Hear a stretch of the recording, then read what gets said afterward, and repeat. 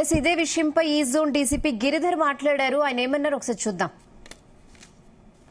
మాట్లాడండి లైన్ లో ఉంది సార్, మాట్లాడండి అంటున్నాను. నేను అదే చెప్తున్నాను. ఈ ఘటన మీద మీరేం వివరణ ఇవ్వాలనుకుంటున్నారు?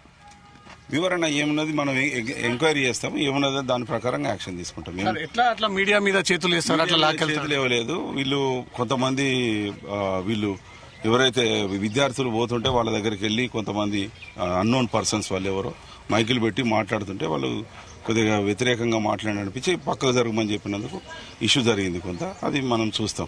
అప్పటికి మీడియా ప్రతినిధి ఐడి కార్డు తీసి చూపించాడు. నేను మీడియా ప్రతినిధి, కెమెరా కూడా ఉంది అక్కడ. ఆల్రెడీ పోలీస్ ఆఫీసర్ కి కెమెరా ఇది ఏందని తెలుసు, మీడియా రిపోర్టర్ ఏందని తెలుసు. అట్లా లాగడంపై మీరు ఏమంటారు, ఎలాంటి యాక్షన్ తీసుకుంటారు డిపార్ట్మెంట్ తరఫున? దాని మీద ఎంక్వైరీ చేస్తామండి. ఎంక్వైరీ చేసి ఏమి యాక్షన్ తీసుకోవాలని అది తీసుకుంటాం. మా అనుమతి లేకుండా ఓయూలోకి రావద్దు మీడియా అని చెప్పేసి ఒక రూల్ పాస్ చేశారంట సీఏ. వీడియో ఉంది సార్ మా దగ్గర. ఎవరు అనలేదు అట్లా.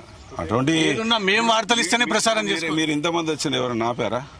మీరు ఇంతమంది వచ్చారు, ఎవరైనా ఆపారా? దాదాపుగా 100 మంది ఉన్నారు, ఆపారా? ఎవరు ఆపలేదు. అటువంటి ఏం లేవు.